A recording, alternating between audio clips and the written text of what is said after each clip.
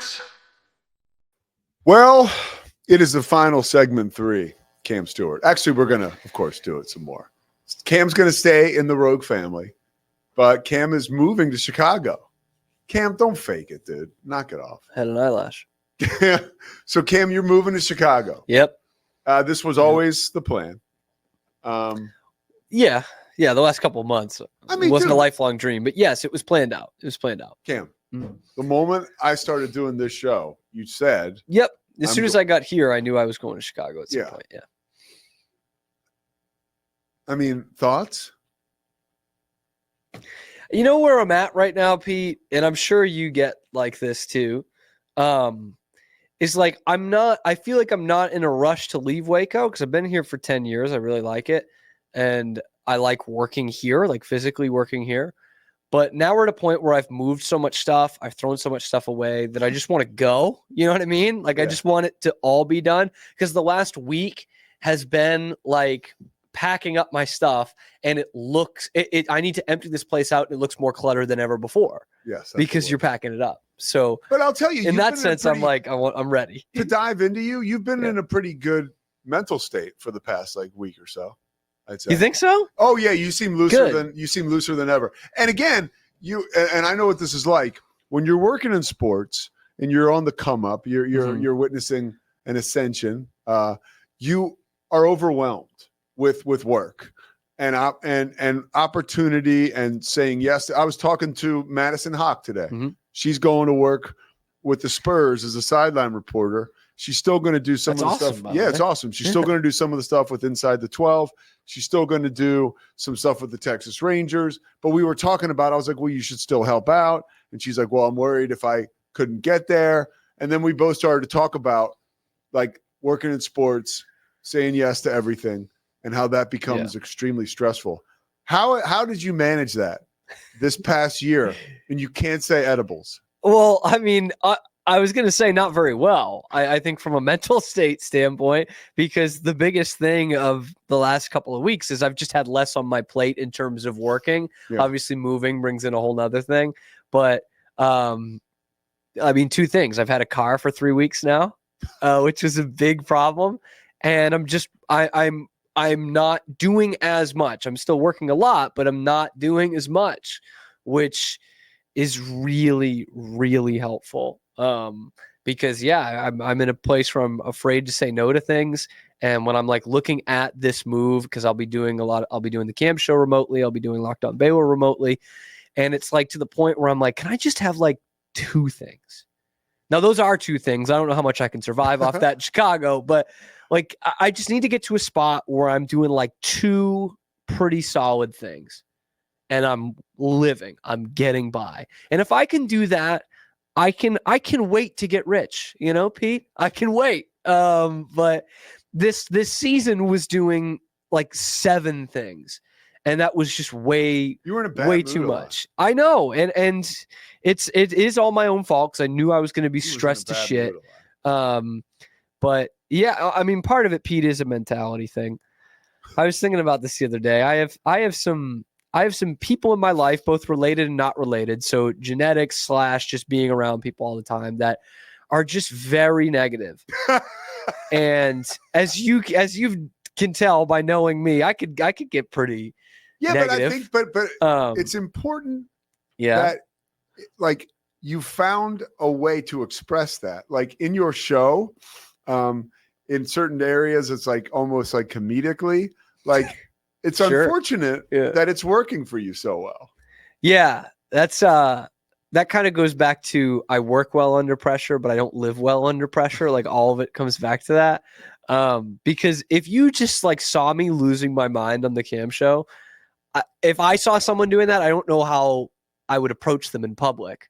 Now, I'm a very introverted person for the most part, but I think I'm a pretty polite, nice guy in public. You know what I mean? Like I am a little different off the air, but I think that's more just like, I mean, I don't have to be in front of any camera to be flipping out in front of a Patriots game like that. Trust me, that happens plenty with no cameras. It's extremely authentic. Yeah. You know?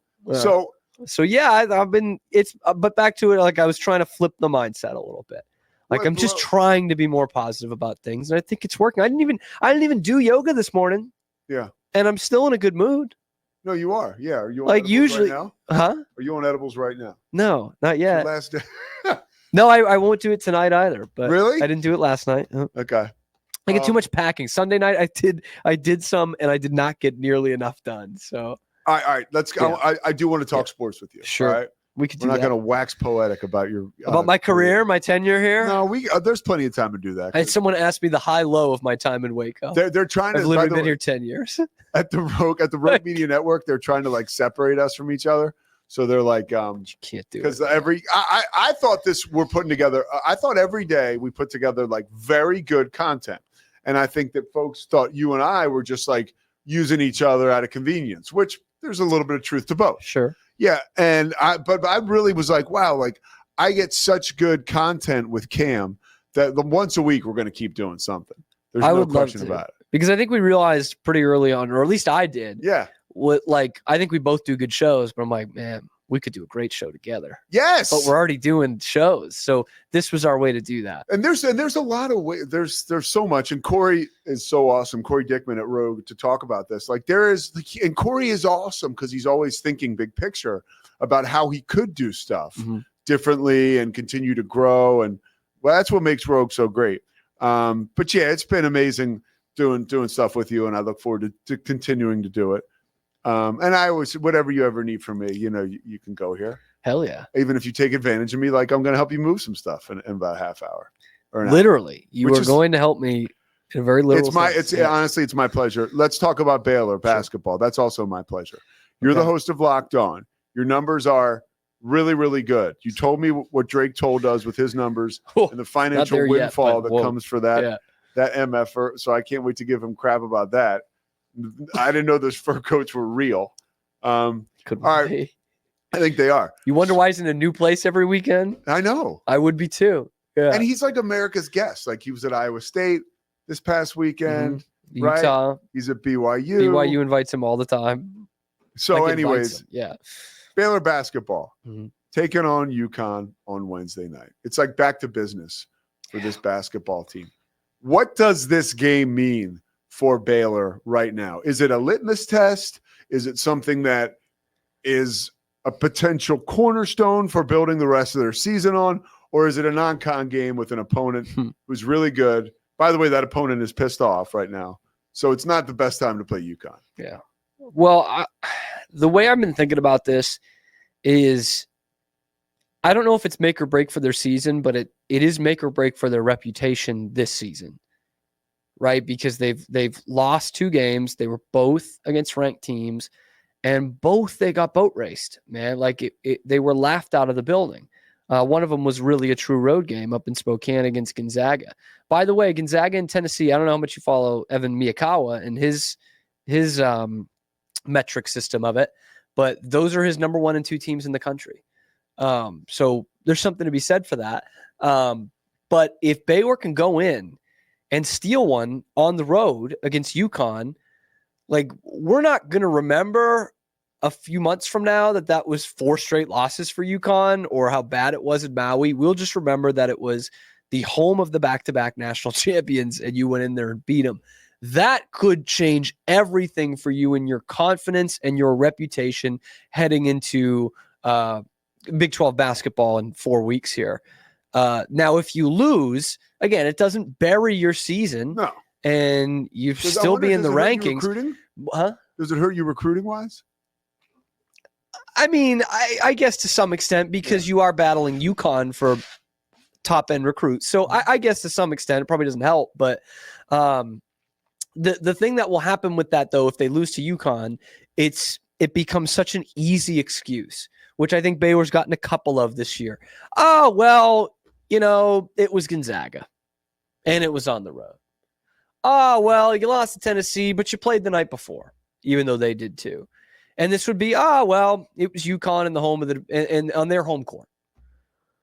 And there's something to that, but what Baylor wants to be is an Elite 8 Final 4 program. You win those games at some point. Arizona, great example. preseason top 10. They have really scuffled. They're out of the rankings now. Yeah. But part of that is because they lost on their home court to Duke. Those are wins that Duke gets. Those are wins that, Gonzaga gets and Kentucky gets. And the last few years, Houston has gotten. And they're one of the premier programs in college basketball right now. We need some more of those from Baylor. We need them to knock off UConn and not just say, it's UConn at home, Yeah. So it's something that could really change the way we look at them going into the conference schedule. If they win this game, then you're like looking at the conference and you're saying, well, Iowa State lost one to Auburn, but they've bounced back. They're pretty good. Houston, I don't know what's up with them. And, you know what? If Baylor beat UConn, I think they could take this Kansas team. It changes a lot. Yeah. It changes a lot. And both inside, I think, and outside of that locker room if they win that game. Where do you see, who do you see stepping up when the Big 12 starts? What player so far has shown you that they have what it takes to rise to the occasion when the conference when conference play starts? Yeah. Someone that this team can lean on. Good question, because I think there's a couple different ways to go with it. I think the guy who they will lean on in big games and a guy who can, I think, take over in big games is going to be Jeremy Roach. I mean, he has shown a willingness to be a big-time second-half player, and I've said this time and time again, there's a reason why you bring in a point guard who started 90 games at Duke and played in the Final Four. That's the reason you bring that guy in. The other player I was thinking of was Jaden Nunn, just in terms of, you actually called some of his best games last year. Oh, yeah. But I think he's going to be the leading scorer on the team. I can't believe his evolution. I truly can't. From when he came in as a defensive stopper from VCU, I just saw him as grit and everything was tough. And then you mentioned that Iowa State game last year where he took over down the stretch. Yes. And scored the biggest basket of the game for Baylor. And potentially you could say won them the game. And stick with me here, because I don't think he's going to end up becoming this player. But what we've described in his evolution is something we have seen at Baylor fairly recently. There was a guy who came in the transfer portal, point guard. He was really just a defensive guy. You didn't even know if he could shoot, and he really didn't shoot his first year, and he was a starter the whole time. And then the next year, he becomes a great facilitator, awesome three-point shooter, on top of being the best defender in the country, and becomes a top 10 pick. His name is Davion Mitchell.